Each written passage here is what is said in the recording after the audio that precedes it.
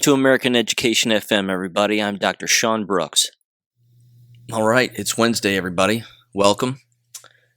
Just a couple of follow-up things here regarding the America's Frontline Doctors Conference. There were a couple of points that I wanted to make, again, that slipped my mind the last time that I was discussing what had occurred and what I had witnessed and, again, what I heard. One of the more, I would say, disappointing parts, too, was the fact that behind the speakers, they had a giant screen. And again, while the PowerPoint presentations were solid, and they were solid, it seemed like an even bigger opportunity to show video.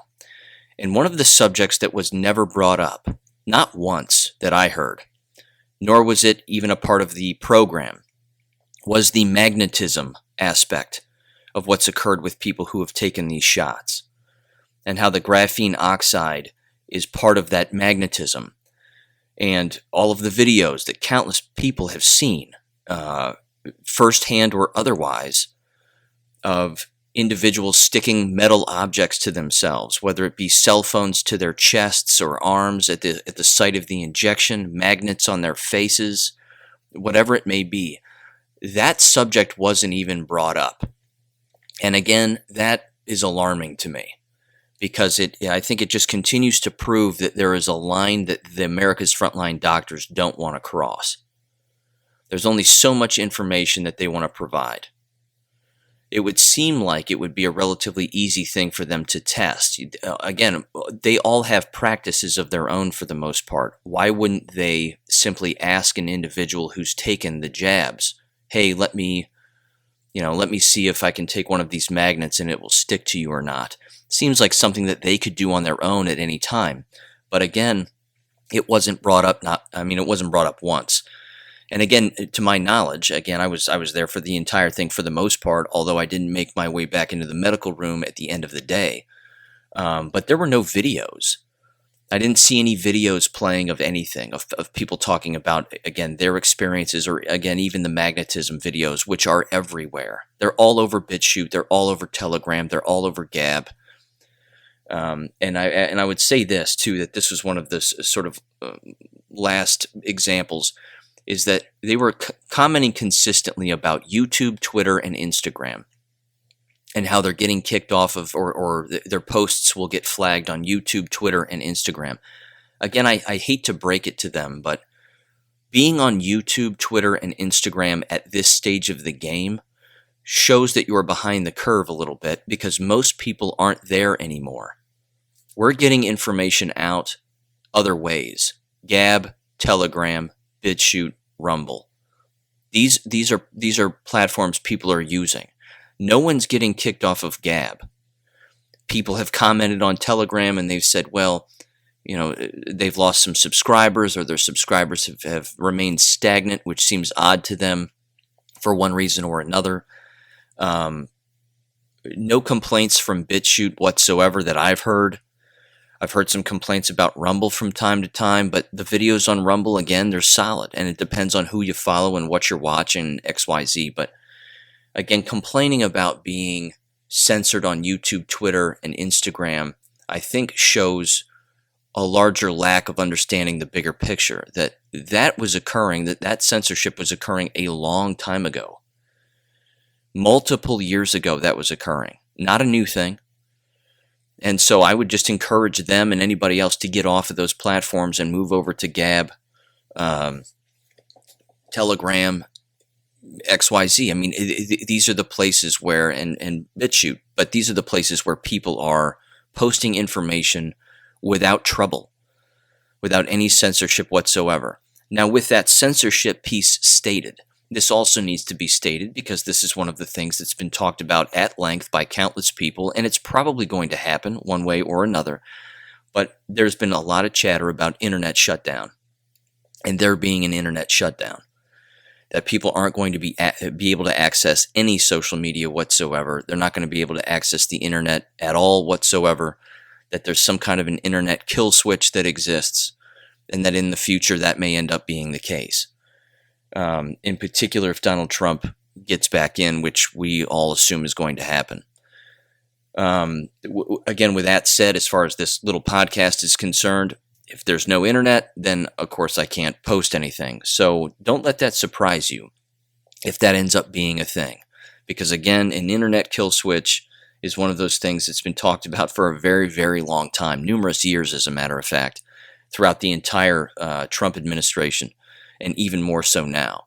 And the closer that the audit business gets handled and starts to move in a more positive direction, as it already is, that's kind of one of the many last plays, along with false flags and other stuff like that. But I just wanted to mention that as well.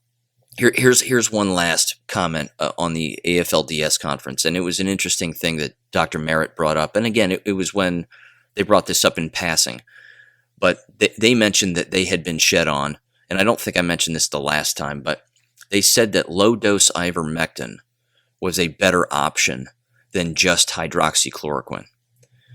So the input or I don't even think it's literature at this point. It maybe it hasn't made its way to that, and it may never. But that kind of information again is remarkably important when you have individuals recording what's happening to them, and then they say, "Hey, look, low dose ivermectin seemed to get rid of the ill effects of being transmitted on by people who have taken the jabs," and at least that was Dr. Merritt's suggestion. So. Something to think about without a doubt. And again, if you're ever interested in staying ahead of the curve on what's going on medically speaking with all of this, I highly recommend, including positive aspects of detoxifying your body and XYZ, I highly recommend the Rumble channel Critical Thinking. It has the 5 docs. They refer to themselves as the 5 docs. As far as I'm concerned, that's the tip of the spear when it comes to what's going on medically with countless things regarding the jabs, but again, it's not all negative stuff either. It's a lot of positive detoxification. For example, Dr. Carrie Mate brought up how she will detoxify her body, and it works. But she said that she'll draw a bath for herself and then put a cup of Clorox brand bleach, into the tub, and then soak in it. She says it works. She said she would never suggest such a thing if she knew that it didn't work. She's read a lot about it. She's done it countless times. She said sometimes she'll put 2 cups of Clorox bleach. Again, it's Clorox brand bleach into a hot tub or a bathtub with warm water and then soak in it. So again, countless options. Same thing. I've heard the same thing with dandelion root and dandelion leaves and et cetera, et cetera. So there's lots of more natural ways to detoxify the body in a healthy way instead of running to a doctor and saying, "Hey, give me all these shots, give me all these pills." And they also brought up in one of their more recent episodes that the average American is taking 6 prescription drugs on a day in and day out basis. That's the average American. I mean, my God, it's frightening. Okay, so shifting gears here. Universities. This is a story that I'm going to read through, and this comes from activistpost.com. And I placed this on Gab, but this has to be reviewed here. It's titled, CDC Universities Are Paying Students to Be Vaccine Influencers. So this right here, ladies and gentlemen, is the next divisive move that's going to be taking place come August and September when the universities open back up and only the sheeple are the ones that are returning. This is really going to be problematic. You're going to have the jabbed pressuring and getting paid to pressure the unjabbed to get jabbed. It's like, it's groundwork satanic activism, and it's awful. So this is written by Caitlin Richardson, and I'm just going to rock through it. It says, quote, "Students can become paid COVID vaccine influencers through a new student social media engagement campaign program. The campaign recruits students to combat vaccine misinformation and build vaccine confidence within their campus communities through TikTok, Instagram, and other platforms." See those platforms right there? Those are the platforms that the enemy is using. TikTok, Instagram, Twitter, etc. I mean, there has to be I don't know. The battle lines have been drawn here as to where people are getting their information and what's being allowed on those platforms and what's not. Okay, continuing. It says, in partnership with the Centers for Disease Control and Prevention, the American College Health Association, and the Youth Marketing Connection, universities are promoting paid internships for students who push COVID vaccines. There's that word COVID again. My God. Students chosen for the Student Social Media Engagement Campaign program will act as influencers who, quote, combat vaccine misinformation and build vaccine confidence within their campus communities, unquote. The program, launched in June 2021, will continue through the fall semester. Each student influencer will receive a cash stipend according to a July 8th announcement put out by the University of Nevada, Las Vegas, UNLV. Job requirements include promoting the vaccine by sharing information on Instagram and TikTok, advocating for the ACHA's COVAC initiative, and leading, quote, digital outreach efforts to increase vaccine confidence among peers, unquote. Students are also expected to provide updates on campus COVID-19 vaccine attitudes. This is brown shirt stuff. That's what this is. This is the goon squad. You have brainwashed students now rolling around campuses, pumping this propaganda into people's faces. It's inevitable you're going to have conflict. These groups will approach the unjabbed, and the unjabbed aren't going to take it, nor should they. I'm telling you right now, you're going to start seeing this on film. You're going to see this on cell phone videos of this actually happening. And I've said it in the past. These are the tables that need to be flipped.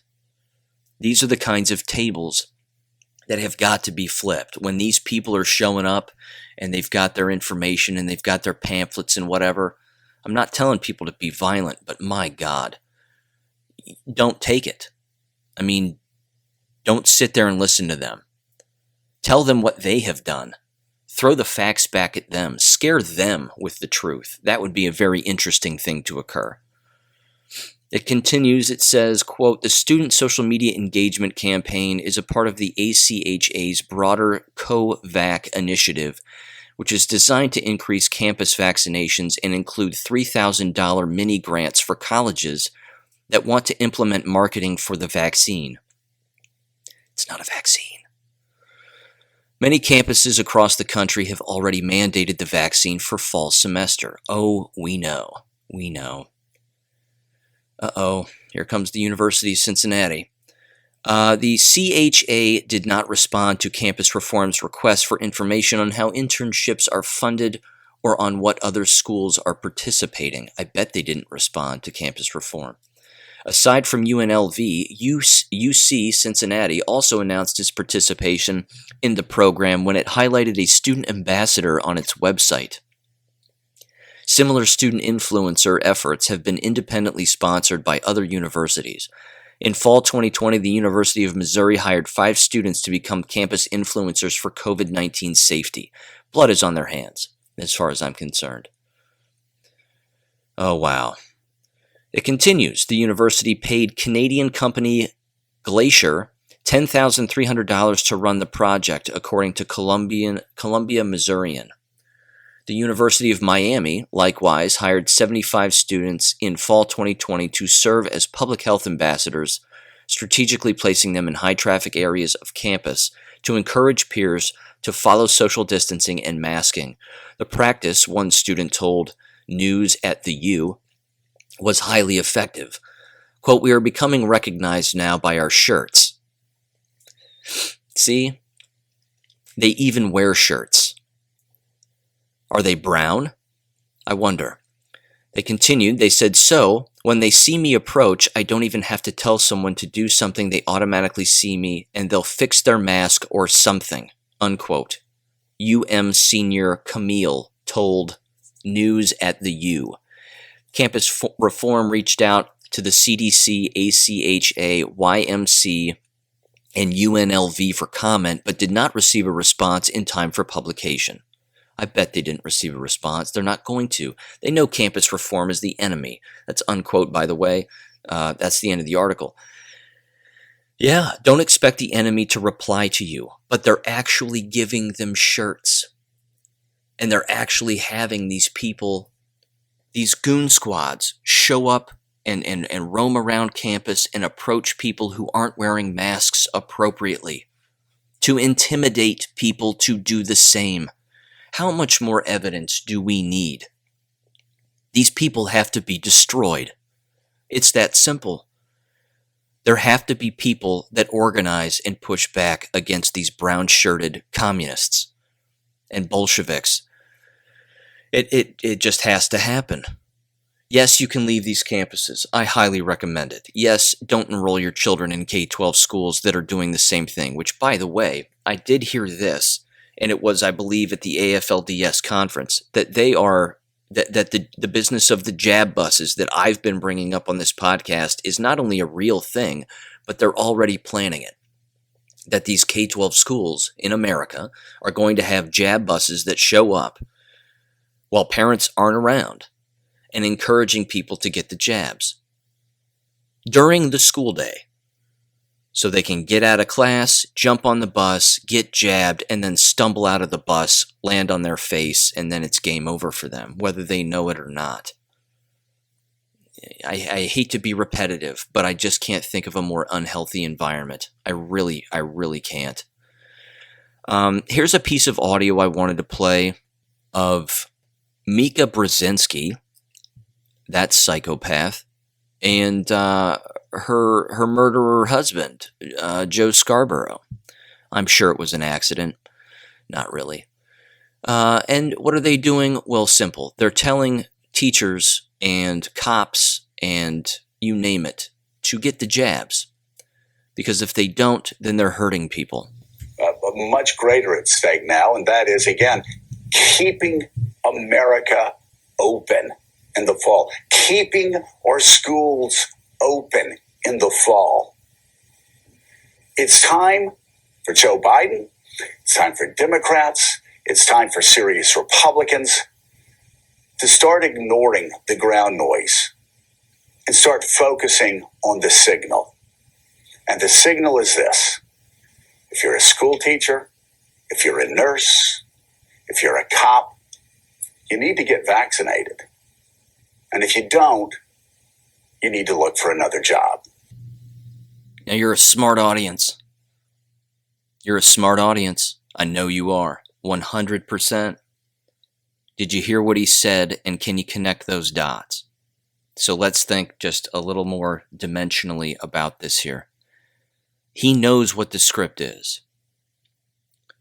Mika Brzezinski's father was a monster. He was a monster, and that's putting it mildly. But they know what the script is, and they're telling you that they know what the script is. See, now they're setting the table, just with that small little audio, they're setting the table because they know that schools will be closed in the future because the script says that they need to blame the unjabbed as to why schools are going to be closed in the future. People are going to start getting sick, deathly ill. They're not going to be able to staff these buildings. I've said it a million times. But now they're setting it up. Even again, with that small little audio clip, that's what they're saying. They're covering all their bases here. And they're basically saying, hey, we need to keep schools open. We need to keep these hospitals open. We need to keep everything open. And if they close, well, it's going to be the unjabbed's fault. It's going to be your fault. Not the jabbed, not the people who are going to get ill. Not them. Not the ones with the poison coursing through their veins. They won't be to blame. We're going to blame the unjabbed. It's right there.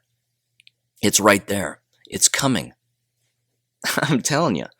It's frightening. It's frightening how blatant they are with their own story and covering as many bases as they are. Again, they're telling you what the plan is. And they're just telling you who they're going to blame. And it's awful. It's absolutely awful. Now, here's another quick audio clip that I wanted to play, and this again comes from Dr. Hodkinson. You've heard his voice before on this podcast. Cambridge University in the UK, certified general pathologist. etc., etc. He's a brave man. He's a hero to say the least. He's been screaming and shouting this for quite some time. He's roaming around the streets of Canada and with a microphone and a speaker, and he's educating people, and he's shouting as to what's going on. So here's a more recent clip of him doing so. How can you form an opinion if you're being denied the facts and simply being fed the hearsay?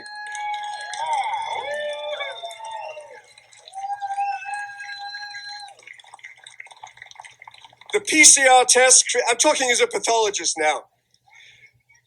I know a bit about PCR. The PCR test creates over 95% false positives in perfectly well people. And it's that drives the graphs in the morning paper where the false positives are called cases, which are no such thing. They're as well as you lot.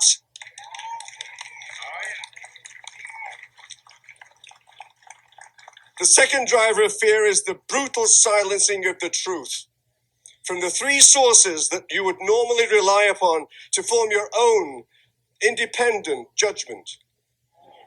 The media, the mainstream media, they're lying to you as well every single night on the television.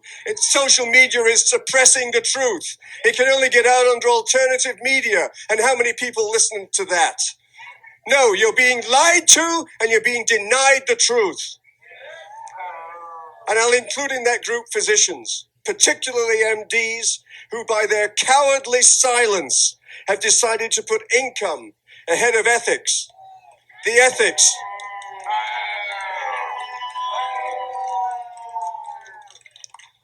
The ethics we physicians are supposed to hold dear.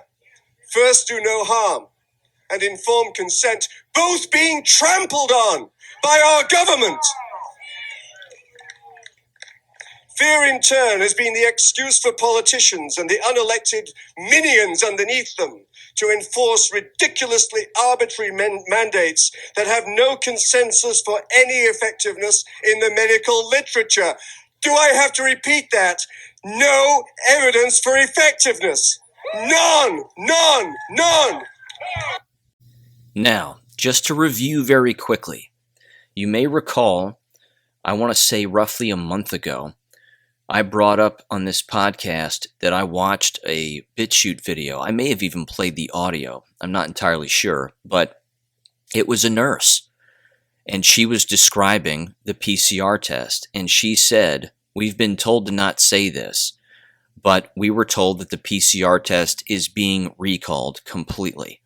This was over a month ago. She said the hospitals know it's completely false. The administrators know that it's completely false. It was a giant money scheme because, again, for every single test that a person took, they would receive tons of money. If it was a positive test, again, it wasn't testing for anything that they actually had. If it was a negative test, so what? If they were administering the test itself, they were receiving money. Now, having said that, I'm still in Texas, and we were driving to a restaurant just the other day, and there was a line of cars, at least 20 of them plus, and the line of cars was stopped, and we're staring at it, and we're saying to ourselves, what is this? What's going on? And then we look at the very front of the line, and it's a giant PCR test line of people just getting in line to take these tests. It was absolutely absurd. It just shows how many people still don't know what's going on. I mean, they have no idea. And the line, I might add, wrapped around this parking lot and was out into the street. We had to drive around the cars in the middle of the road just to avoid the line so that we could keep going to this restaurant. It was bizarre. In the middle of the day. And then, of course, there was a giant truck there and it said, free tests. Why? Why would a person ever get tested for something they don't have? Whenever in the history of humanity has a person ever been tested for something or walked around thinking they might have something, but they just want to make sure and get tested? Again, I understand that unfortunately these job requirements are asking people to get these tests. but they're fraudulent. And now it's been proven that that is in fact the case. In fact, this comes directly from Sidney Powell's telegram. And she forwarded it from the right side with Doug Billings. And it says this: the FDA announced today that the CDC PCR test for COVID-19 has failed its full review. Its emergency use authorization has been revoked. It is a Class 1 recall, the most serious type of recall. Too many false positives. This is the test that started the quote-unquote pandemic. The test used in all the nursing homes in Washington and New York.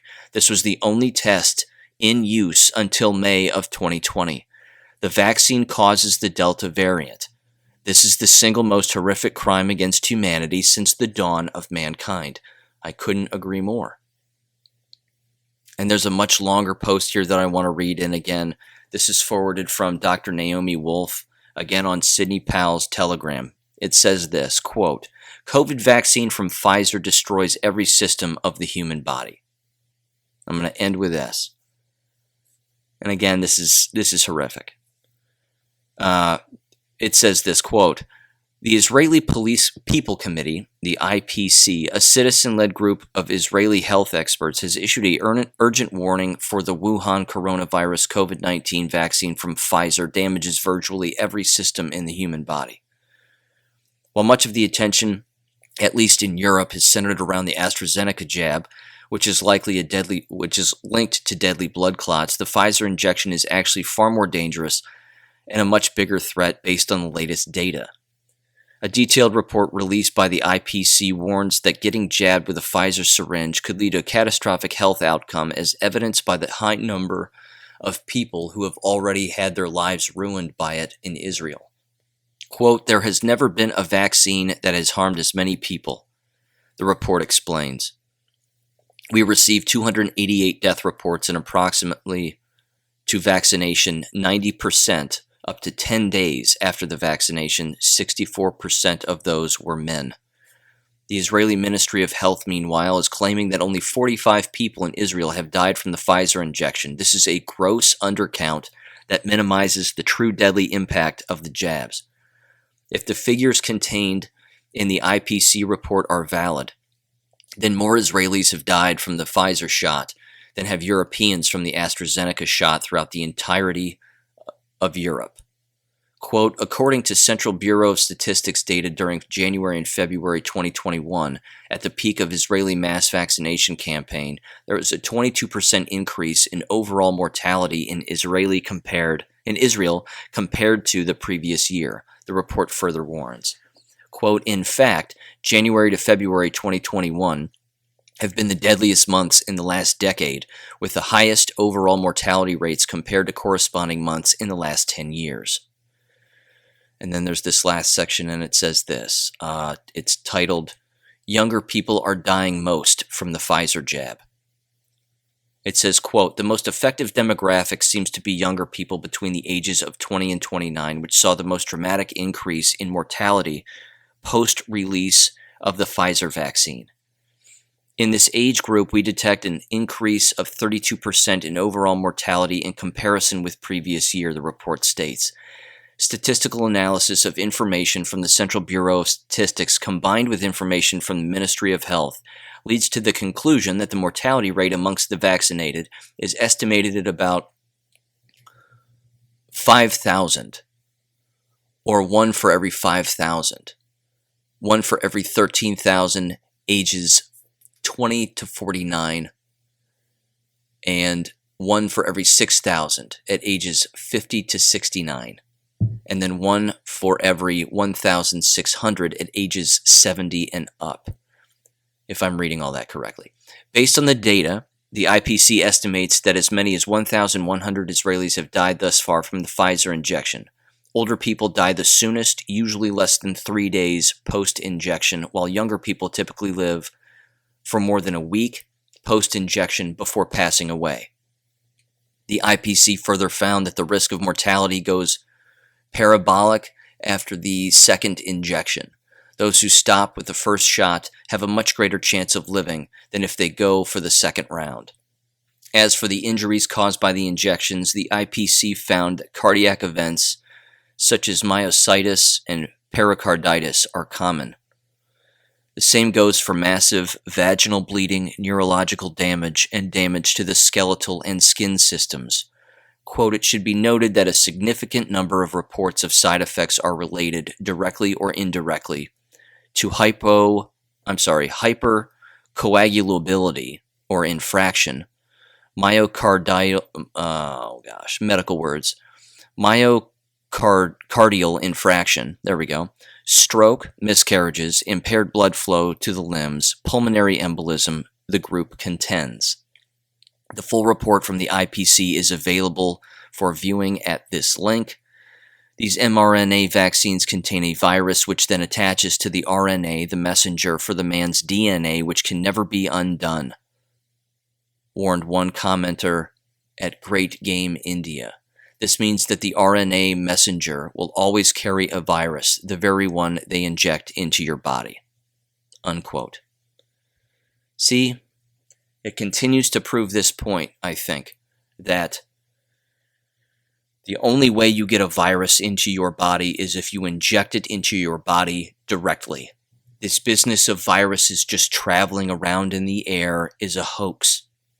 It has to be a 100% hoax. I'm not saying that a person can't cough or sneeze bacteria on you, for example. That can happen, and that can trigger an immune response. But doing it with a virus? I don't think so. I just don't think so. So one final note here regarding K-12 schools, because again, they're going to start reopening here in the next week or so, if they aren't already. Right now, whether we're hearing about it or not, and this is something, again, that I'm going to start digging for, and I'm going to start listening for and looking for. And again, if you listen to this podcast and you're aware of this happening, please reach out to me so that I can put it on this podcast and get it out to as many people as possible. But it has to do with the professional development, quote unquote, that's actually occurring. And it usually occurs during the first week back for teachers. And then that following week is when students will return. The quote unquote professional development that's occurring in K-12 schools right now, again, when teachers return, if it's related to this COVID stuff, and this coronavirus nonsense, that's a big problem, and we need to bring that up here on this podcast. Direct examples of their COVID policies, and again, I'm using the word COVID, jokingly here because that's not what it means. But their coronavirus policies, their SARS-CoV-2 policies, whatever those are, I think that's the next. That's the next base that has to be covered here. It's one of those moments in time in a K-12 school year that's remarkably important. And it's unfortunately, too, where some of the most time is completely wasted. In the past, in these professional development things, which I've commented on in the past, they'll have it's very humiliating. They'll have teachers sitting around desks and do team building exercises and give them chewing gum and popsicle sticks and say, build a tower. That was an actual thing once that was pushed on us when I was a school teacher, and I refused to participate. I just thought that it was remarkably insulting, and I had work to do. But the point is that during these quote unquote professional development weeks, they're really going to be pushing these policies hard. And I bet this time around, I'd be willing to bet this, if there are still teachers who are ethical and know that this has all been child abuse, and they're still sticking around, I bet they're going to be pushing back. I would encourage those teachers to get some footage of these professional development meetings and these draconian rules that many schools are placing on people, and get that video on your cell phone. Upload it online. Hell, send it to me. I'll play the audio. At the very least, I can play the audio. And if you've got an actual video you want to send me, I'll put it up on Gab. But it's that kind of stuff. It has to get out because, again, this is one of those short moments in time here in a K-12 school year where some very interesting things are going to be happening in the next 1 to 2 to 3 weeks. And again, it's usually during the quote-unquote professional development week that teachers experience, because this is where the new rules get rolled out. This is where all the new policies get rolled out. And it's usually a giant surprise for every single school teacher who has to sit through these ridiculous meetings that take place. It's almost always a surprise for them. It's pounced on them in an instant, and then they have to digest it in a short amount of time and then rationalize it in their own head and then shift those rules onto their students. I mean, you know that there are going to be abusive tactics that are being played here because, like I said in the last episode and countless episodes, that card has been played. The child abuse card has already been played. So again, if you're around a K-12 school or you're friends with a teacher or a nurse or a school staff member who is fully awake and knows what's going on, see if they can't get some kind of a write-up or a description of what's going on within these quote-unquote professional development meetings. Because like I also said in the past, these schools have been hiding their coronavirus policies. Some of them have them right on the front page of their websites. Some of them are waiting for this professional development week to roll those policies out. So again, that's the next base that has to be covered, and that's the next sort of lightning in a bottle that has to be captured here. Because again, when the fall rolls around, it's not going to get better. It's only going to get worse. And I've written about the fluidity of these coronavirus policies, and they're fluid on purpose because it's all going to cave in real quick. So until then, hopefully I'll catch you on Friday, and yeah, there you go. Continue to have a great week. I hope you do. Talk to you then. Thank you for listening to American Education FM. Make sure and check out AmericanEducationFM.com for more information. Take care and God bless.